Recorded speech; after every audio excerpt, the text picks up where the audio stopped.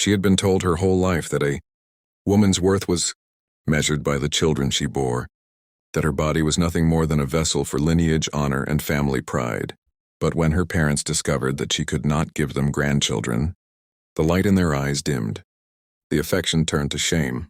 and their voices that once called her daughter now hissed accusations of being cursed, barren, useless, a burden too heavy to carry in a world that already pressed on them with poverty and hardship. And so,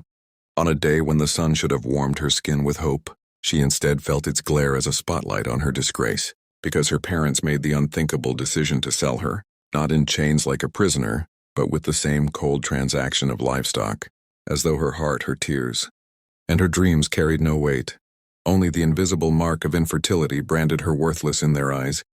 and so they exchanged her life for coins that clinked in a bag as her father avoided her eyes and her mother turned her back, and she, clutching only the threadbare shawl around her shoulders, felt her soul collapsing into silence, her feet dragging as strangers led her away, each step cutting her deeper with the realization that she was not wanted, not needed, not loved, that she was discarded like a broken tool. The road was dusty, winding past fields and forests, and though voices of traders and farmers rose in the distance, all she could hear was the echo of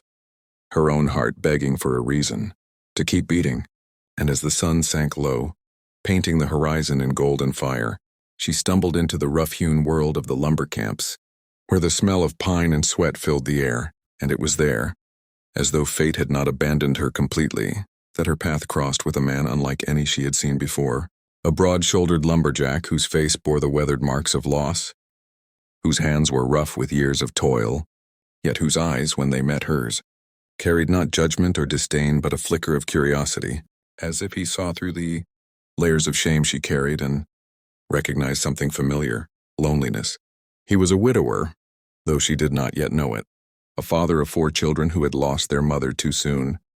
leaving him with aching silence in the night and laughter in the day that he struggled to nurture alone,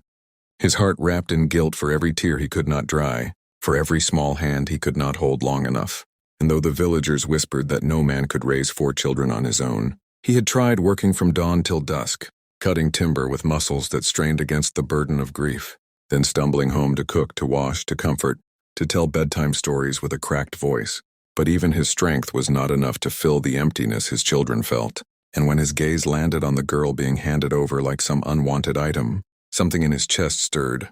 a thought he almost despised for its weakness but could not silence, that perhaps this girl, though broken in the eyes of others, might become the missing piece in his fractured family, not as a wife at first, but as a gentle presence, a caretaker, a companion for children who deserved tenderness. She lowered her head, ashamed, afraid of meeting his gaze, yet the laughter of children rang out from behind him, 4 bright souls with wide eyes and hopeful smiles, their innocence untarnished by the cruelty of the adult world. And when they pointed at her with curiosity, giggling as though she were a new adventure rather than a curse, her chest tightened with a pang of something she had almost forgotten: belonging. Still, her lips trembled as she whispered that she was worthless, unable to give life, unable to be a mother. And the lumberjack, rough and weary though he was, bent slightly, his voice steady but gentle, telling her that sometimes life gave second chances not in the form of blood, but in the form of choice, and that being barren did not mean being without purpose, because love was not only born from the womb, it could be born from the heart. And though she wanted to believe him, years of rejection weighed heavily, making her wonder if his kindness was just pity. But as the children tugged at her sleeve, their laughter infectious, she felt her defenses soften, and though her parents had traded her for coin, perhaps here in this forgotten lumber town, she would discover a worth no money could measure. For the lumberjack was not seeking perfection, he was seeking family, and in that fragile moment, as the sun set and shadows stretched across the dusty road, 2 broken paths began to weave into one, a journey not of convenience but of healing, a journey where shame might give way to dignity and loneliness to love. Little did she know, the challenges ahead would test her strength in ways she had never imagined. But in the hearts of 4 children, and the quiet resilience of a man who refused to give up, she would find her chance to rise again, not as the woman her parents condemned, but as the woman she was always meant to be. And dear listener, if this story has touched your heart so far, if you believe in second chances and the beauty of love found in unexpected places, make sure you like this video, share it with someone who needs hope, and subscribe to the channel so you don't miss Chapter 2.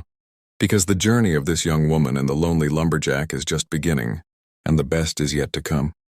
The days that followed were not easy, for though the lumberjack had opened his home and his children had greeted her with joy, the young woman still carried the heavy weight of her past, each sunrise reminding her of the home that had cast her out, each shadow whispering that she was nothing more than a barren outcast. Yet in the quiet creaks of the wooden cabin and the laughter of four little voices, she began to discover fragments of healing she did not know were possible, for the children, innocent and unburdened by the world's harsh judgments, clung to her with eagerness, tugging her hand to show her their drawings scratched on scraps of paper, slipping flowers into her hair, laughing when she stumbled while trying to chop vegetables, and slowly she found herself smiling again,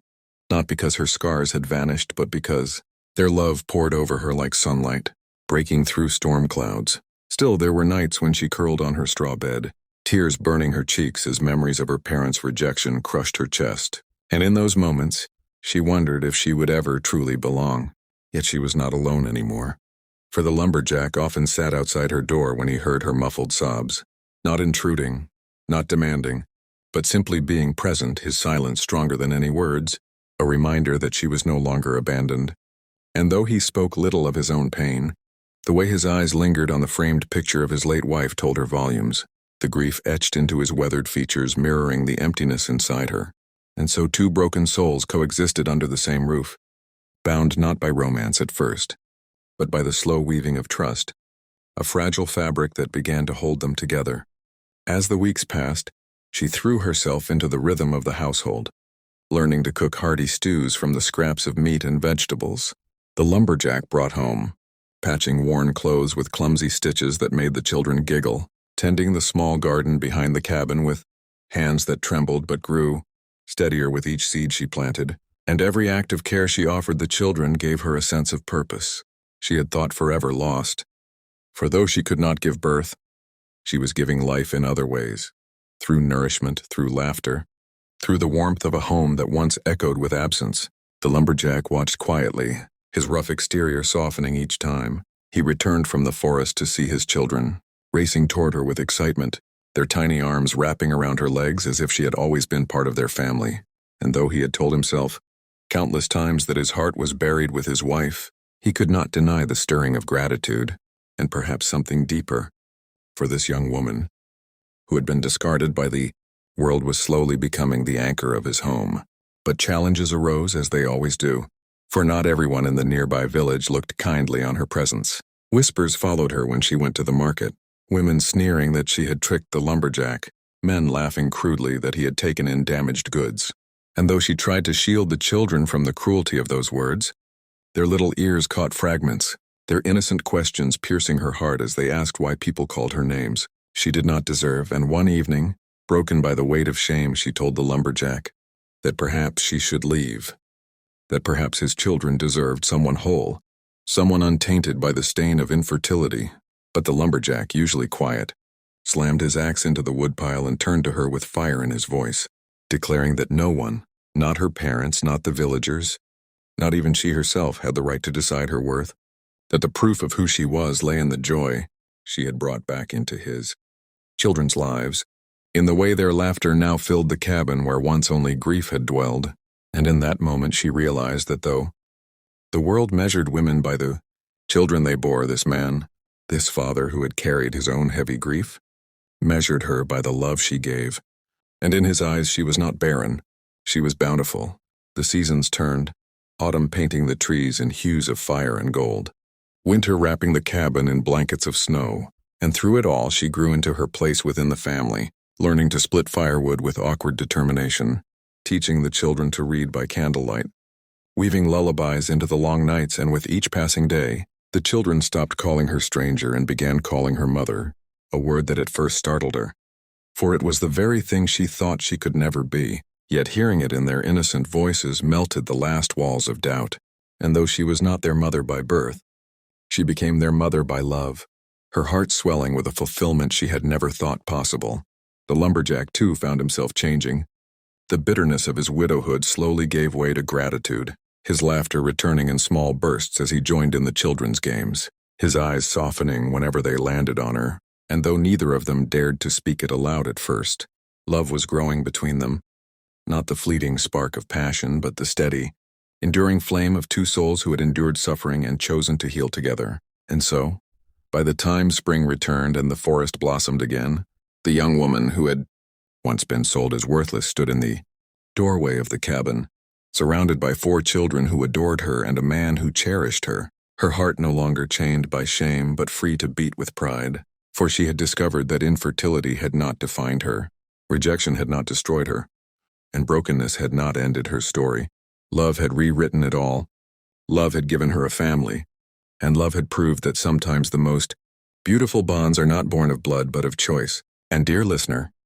if this story has moved you, if you believe that no matter how broken the world says you are, there is always a place where you belong, then please like this video, share it with others who need to hear it, and subscribe to the channel so you never miss another story of hope, healing, and second chances. Because just like this young woman and the lonely lumberjack, your story too is still being written.